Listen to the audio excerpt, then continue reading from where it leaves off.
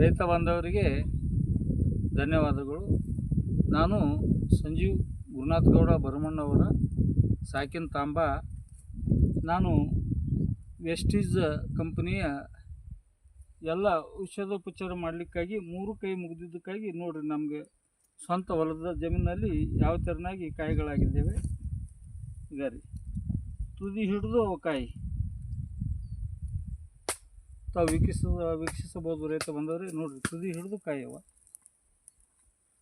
ಇದು ನಮ್ಮದು 7 ಫುಟಿನ ಸಾಲ ಅದ, ಪೂರ್ಣ ಕೂಡ್ಕೊಂಡು ಬಿಟ್ಟದ.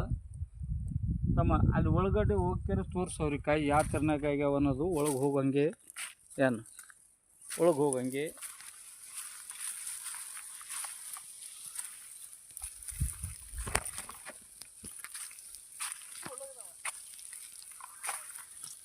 ಬಾ. ಇನ್ನು ಮುಂದೆ ಹೋದ ನೋಡಿ ನೀವು ಹೊರಗೆ